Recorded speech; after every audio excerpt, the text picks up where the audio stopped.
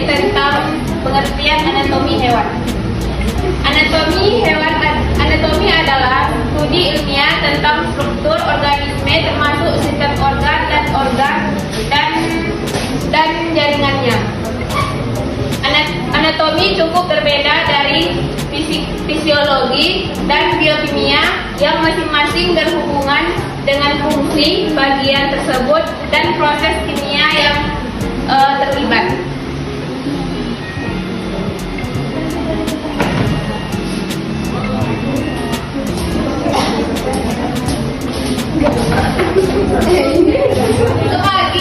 Misalnya seorang ahli anatomi memperhatikan bentuk, ukuran, posisi, struktur, dan suplai darah dan perserapan organ seperti hati.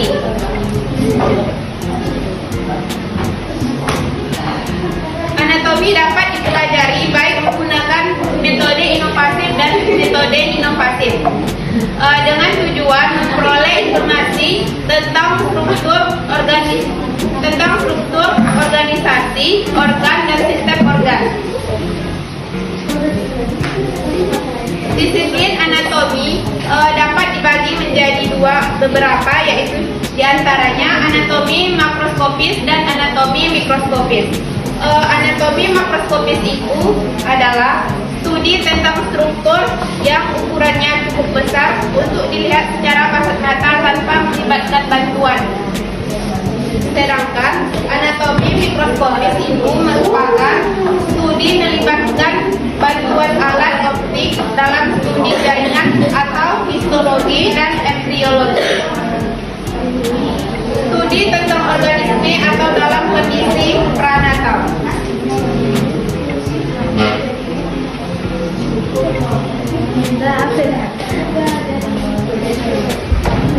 Anatomi juga disebut sebagai ilmu yang mempelajari bentuk, susunan, letak dan hubungan bagian-bagiannya satu sama lain, alat-alat antara organ-organ tubuh dari hewan dengan jalan menguraikan, mengiris dan menyayat.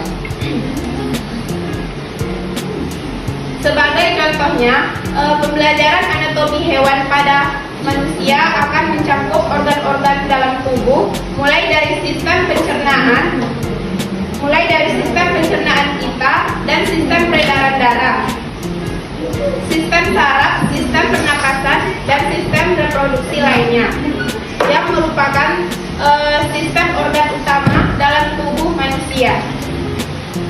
Sedangkan pada hewan lain, anatomi organisme tersebut memiliki ciri khas masing-masing, seperti pada hewan vertebrata memiliki tulang belakang dan tulang rangka.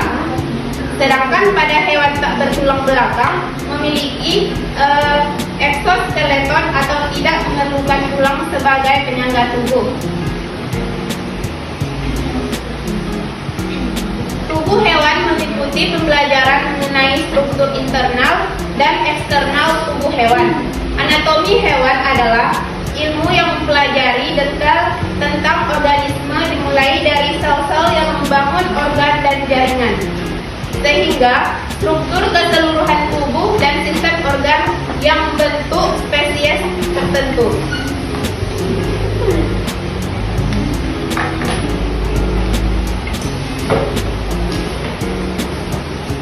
Disiplin anatomi dapat dibagi menjadi beberapa cabang, diantaranya anatomi makroskopis dan anatomi mikroskopis. Anatomi makroskopis itu adalah studi tentang struktur yang ukurannya cukup besar dan terlihat secara kasat mata dan tidak dapat Anatomi sudah dijelaskan oleh teman saya, dan ruang lingkup anatomi bisa disebut dengan tubuh hewan yang meliputi pada pembelajaran mengenai struktur internal dan eksternal tubuh hewan. Contohnya akan mencakup organ dalam tubuh seperti sistem pencernaan dan sistem peredaran darah, sama saraf dan pernapasan dan lain-lain.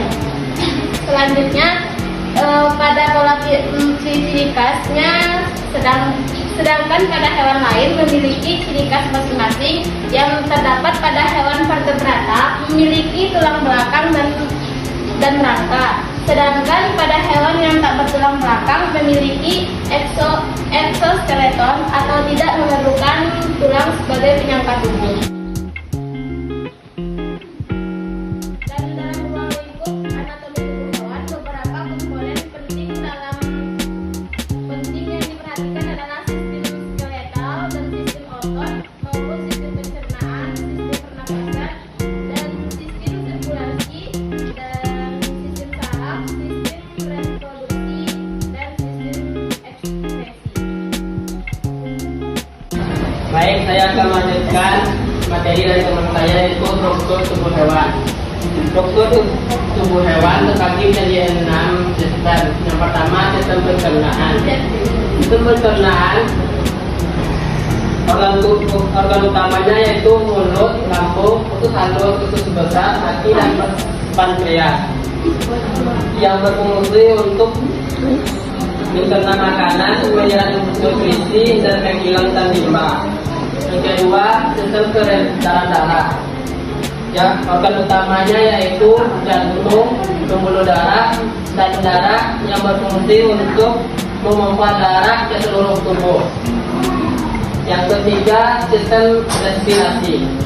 Dan organ utamanya yaitu paru-paru, bronkus, trachea, dan hidung yang berfungsi untuk mengambil oksigen dan mengeluarkan karbon dioksida. Selanjutnya, keempat yaitu sistem ekspresi. Organ utamanya yaitu ginjal, ureter, atau kemih, dan uretra yang berfungsi untuk menghilangkan limbah dari tubuh hewan. Yang kelima, sistem reproduksi. Reproduksi ini terbagi dua, yaitu sistem reproduksi betina dan reproduksi jantan. Kalau sistem reproduksi betina terbagi yaitu ovarium, vagina, saluran telur, dan rahim. Sedangkan jantan yaitu testis, penis, panseveres, dan epididymis yang berfungsi untuk berkembang biak dan menurunkan keturunan. Yang keenam yaitu sistem saraf. Organ utamanya yaitu otak, saraf sensorik, saraf motorik, dan sumsum tulang belakang yang berfungsi untuk mengirimkan sinyal ke dalam tubuh hewan untuk merespons terhadap suatu lingkungan. Selanjutnya yaitu fungsi organ tubuh. Fungsi organ tubuh terbagi dalam dua kelompok. Yang pertama, organ dalam dan organ luar. Organ dalam terbagi otak, ginjal, lambung, jantung, paru-paru, dan pankreas. Otak berfungsi untuk mengatur dan mengkoordinator sebagian besar gerakan, perilaku, dan fungsi tubuh. Kedua, ginjal. Ginjal berfungsi untuk menyaring kotoran dari darah. Lambung berfungsi sebagai alat pencernaan, dan jantung memompa darah untuk seluruh tubuh. Paru-paru berfungsi sebagai alat pernapasan, dan pankreas sebagai mengeluarkan cairan insulin.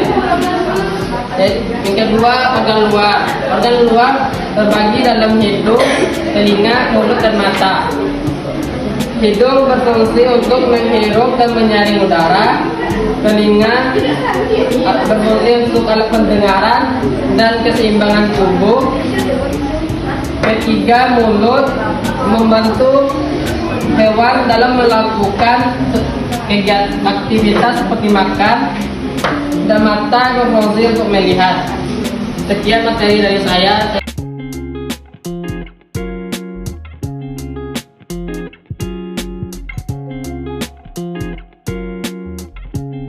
Saya akan menjawab pertanyaan dari Iva, yang mana pertanyaannya yaitu dalam bidang pendidikan dan ilmu pengetahuan, beberapa pentingnya kita harus dapat memahami tentang anatomi hewan dalam pengembangan kurikulum dan metode pembelajaran yang efektif, terutama untuk memahami konsep biologi dasar. Karena pendidikan merupakan hal yang penting dalam kehidupan kita. Ini berarti bahwa setiap manusia berhak mendapat dan berharap untuk selalu berkembang dalam pendidikan itu, terutama dalam memahami anatomi hewan ini dan konsep biologi dasar. Pendidikan itu mempunyai arti suatu proses kehidupan dalam pengembangan diri tiap individu untuk dapat hidup dan merasakan kehidupan, dan bertujuan untuk mencerdaskan dan mengembangkan potensi dalam diri kita masing-masing. Saya kembalikan ke moderator. Mencoba menjawab pertanyaan dari saudari Wiwi yang tentang bagaimana cara kerja sistem peredaran darah tertutup pada hewan. Sistem peredaran darah tertutup pada hewan adalah sistem yang digunakan untuk mendistribusikan darah ke seluruh tubuh. Cara kerjanya yaitu melalui jantung, yaitu organ yang utama dalam sistem peredaran darah dan memiliki ruang-ruang yang disebut ventrikel dan ruangan yang disebut serambi atau atrium. Yang kedua, pembuluh darah, yaitu terdapat 3 jenis pembuluh, yaitu arteri. Arteri itu yang membawa darah oksigen dari jantung ke tubuh. Yang kedua, vena. Kalau vena itu yang membawa darah ke jantung. Sedangkan kapiler yaitu hal yang menghubungkan keduanya antara arteri dan vena. Dan selanjutnya aliran darah dan pertukaran gas yang terjadi di kapiler dan regulasi suhu. Bagaimana kepada Wiwi?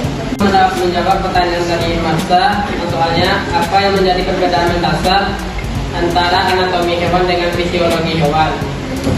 Yaitu anatomi hewan ini adalah mempelajari struktur dan bentuk tubuh hewan mulai dari organ hingga sel.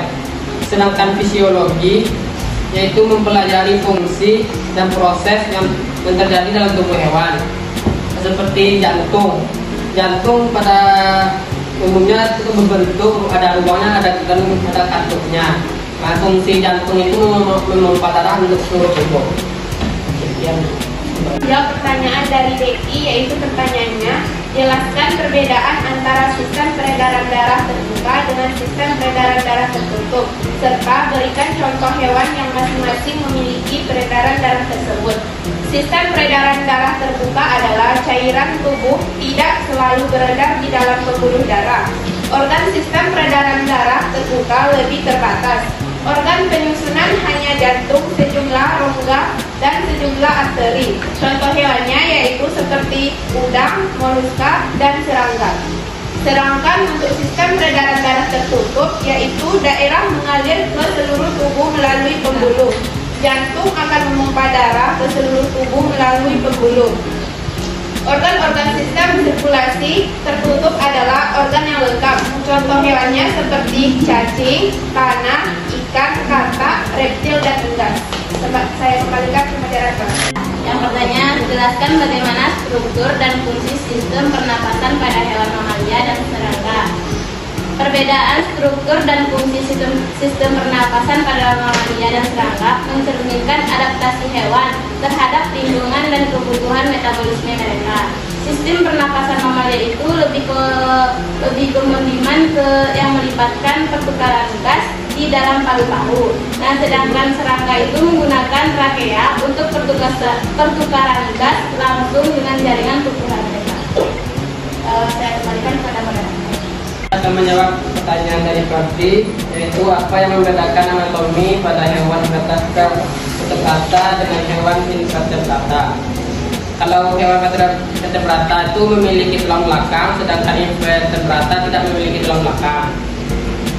Yang kedua, hewan vertebrata memiliki sistem saraf pusat yang kompleks, sedangkan invertebrata sistem sarafnya bervariasi.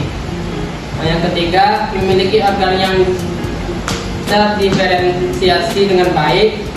Nah, kalau yang invertebratanya tidak, tingkat organisasi tubuh bervariasi. Keempat, kalau hewan vertebrata tubuh terbagi menjadi kepala, badan, dan ekor. Sedangkan invertebrata tidak menjadi kepala, badan dan ekor. Contoh hewan vertebrata itu burung, ikan, reptil, dan amfibi. Sedangkan vertebrata, serangga, dan crustacea. Kemudian ada beberapa.